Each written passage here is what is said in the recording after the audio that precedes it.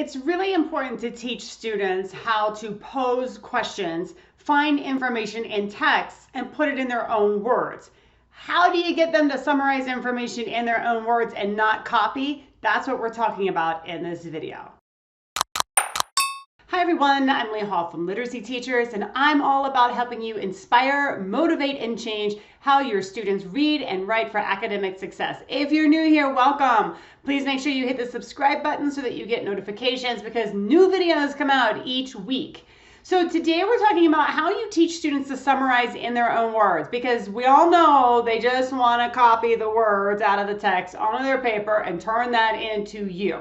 But how can you actually get them to ask research questions, find that information, cite that information, and put it in their own words? I'm going to show you a really simple technique that you can use starting around grades 5 and 6 on up.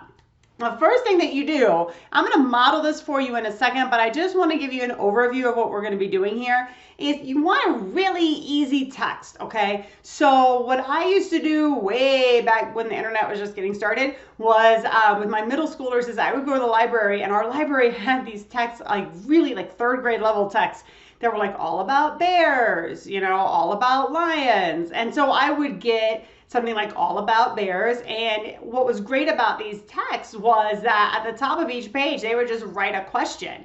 So what did bears eat? And then it would just be text, like maybe a couple paragraphs that told you what bears eat. That's all it did. It just answered that question. So we didn't have a lot of extraneous information that we had to sift through.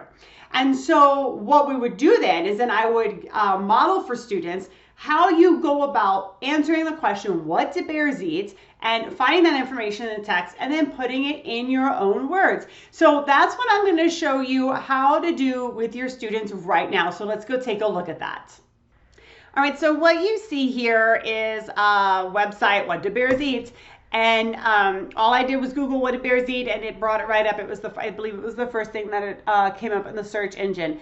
And what I would do here is model this, do a think aloud on this for adolescents. And I would tell them, you know, we're learning a really complicated skill here. We are learning how to ask questions, conduct research, find evidence, put it in our own words. That's hard. So I've made the text easy for you so you can practice this hard skill on an easy text.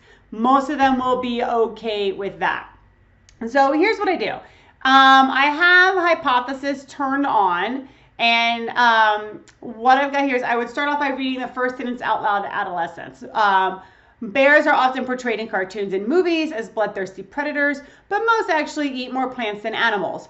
We don't need to write that whole sentence. We don't need to mark it, but a portion of it does answer our question, right? That most actually eat more plants than animals. So what I'm going to do here is highlight that, and that is the part from that sentence that answers my question. The rest of the sentence is irrelevant, okay?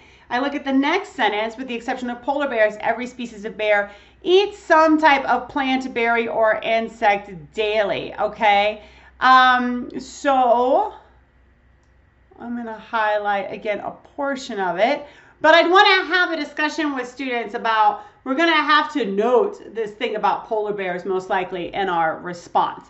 Now the next sentence, in fact, the giant panda eats nothing but bamboo. I'm going to ignore that. It's a specific example. It's nice, but I don't really think that I need that because bamboo is going to fall under plant, berry, insect, right? So I'm good with that.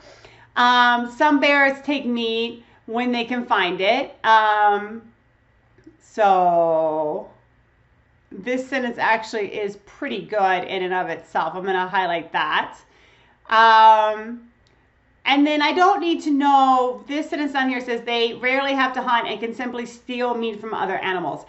I don't need to highlight that because we're not talking about how bears get their food. We're just talking about what bears eat, all right? And so then now we have some highlighted things here, okay? And we can now take this and put it into our own words. And so then from here, I would walk through and model how to take these ideas and formulate them into probably just a paragraph here of my own words to answer the question, what do bears eat? And so what you get here is you start showing students how they find information that only answers the question mark it, ignore the rest of the information, and then finalize that with a summary that answers the question in their own words.